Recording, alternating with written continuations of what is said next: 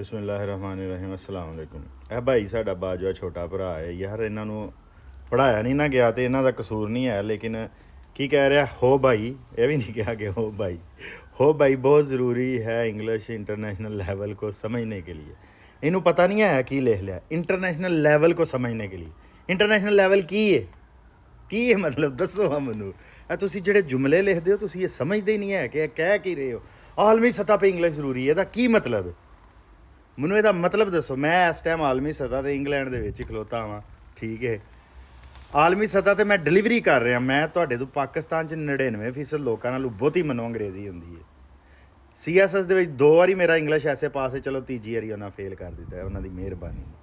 ਕੀ ਨਾ ਗ੍ਰਾਮਰ 2 ਵਾਰੀ English grammar ਪਾਸ ਹੈ ਮੇਰੇ। ਆਇਟਸ ਦੇ ਵਿੱਚੋਂ ਬਗੈਰ ਟਿਊਸ਼ਨ ਆਪ ਹੀ ਘਰ ਬਹਿ ਕੇ ਮੈਂ 7 ਬੈਂਡਸ ਨੇ ਮੇਰੇ।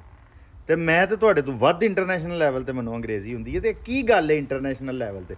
ਇੰਟਰਨੈਸ਼ਨਲ ਲੈਵਲ ਤੇ ਜਿਹੜੀ ਅੰਗਰੇਜ਼ੀ ਦੀ ਤੁਹਾਨੂੰ ਜ਼ਰੂਰਤ ਹੈ ਨਾ, ਇੱਥੇ ਵੇਅਰ ਹਾਊਸ ਤੇ ਤੁਸੀਂ ਡੱਬੇ ਚੁੱਕਣੇ ਨੇ, ਕੋਈ ਜ਼ਰੂਰਤ ਨਹੀਂ। ਸਿਕਿਉਰਿਟੀ ਦੀ ਜਾਬ ਤੇ ਵੀ ਤੁਹਾਨੂੰ ਕੋਈ ਜ਼ਰੂਰਤ ਨਹੀਂ।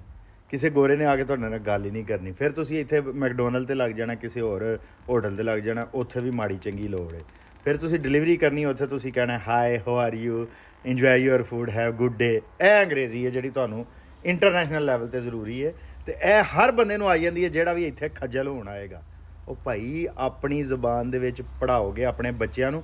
ਉਹ ਜਿਹੜੇ ਪਿੰਡਾਂ 'ਚ ਤੁਹਾਡੇ ਬੱਚੇ ਨਪੜ੍ਹ ਰਹਿ ਗਏ ਨੇ, ਇੰਗਲਿਸ਼ 'ਚੋਂ ਫੇਲ ਹੋ ਗਏ, ਜਿਹੜੇ ਨਸ਼ਿਆਂ ਤੇ ਲੱਗੇ ਨੇ, ਤੁਸੀਂ ਉਹਨਾਂ ਦਾ ਨਹੀਂ ਸੋਚਣਾ। ਇੰਟਰਨੈਸ਼ਨਲ ਲੈਵਲ ਕੋ ਸਮਝਣੇ ਕੇ ਲਈ ਕੀ ਸਮਝਿਆ ਤੂੰ ਇੰਟਰਨੈਸ਼ਨਲ ਲੈਵਲ ਨੂੰ, ਮੈਨੂੰ ਦੱਸ। ਫਿਰ ਉਹ ਆਉਂਦੇ ਨੇ ਕਿ ਤੂੰ ਗੁੱਸੇ 'ਚ ਵੀਡੀਓਜ਼ ਬਣਾਉਣਾ, ਬਲਾਕ ਕਰ ਛੱਡਦੇ ਨੇ। ਬਾਈ ਤੂੰ ਇੰਟਰਨੈਸ਼ਨਲ ਲੈਵਲ ਹੈ, 2 ਲਫ਼ਜ਼ ਤੂੰ ਬੋਲੇ ਨੇ, 10 ਇੰਟਰਨੈਸ਼ਨਲ ਲੈਵਲ ਕੋ ਸਮਝਣੇ ਕੇ ਲਈ ਇੰਗਲਿਸ਼ ਜ਼ਰੂਰੀ ਹੈ। ਕਦੀ ਆਉਂਦੇ ਹੋ ਸਾਇੰਸ ਦੀ ਬੋਲੀ ਹੈ, ਸਾਇੰਸ ਦੀ ਬੋਲੀ ਹੈ ਤੇ CSS ਦੇ ਵਿੱਚ 12 ਦੇ ਵਿੱਚੋਂ 11 ਮਜ਼ਮੂਨ ਇੰਗਲਿਸ਼ 'ਚ ਕਿਉਂ ਨੇ? ਉਹ ਸਾਰੇ ਆਰਟਸ ਦੇ ਮਜ਼ਮੂਨ ਨੇ।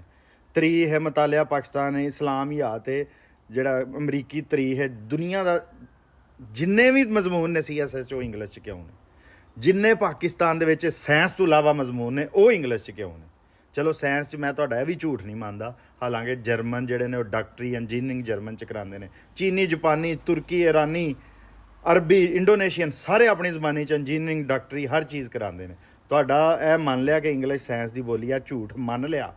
ਪਾਕਿਸਤਾਨ 'ਚ ਨਾਨ ਸਾਇੰਟੀਫਿਕ ਮਜ਼ਮੂਨ ਸਾਰੇ ਜਿਹੜੇ ਆਰਟਸ ਦੇ ਮਜ਼ਮੂਨ ਨੇ ਉਹ ਇੰਗਲਿਸ਼ 'ਚ ਕਿਉਂ ਨੇ? ਤੁਹਾਡੇ ਜ਼ਿਹਨ 'ਚ ਸਵਾਲ ਵੀ ਨਹੀਂ ਯਾਰ ਪੈਦਾ ਹੁੰਦਾ।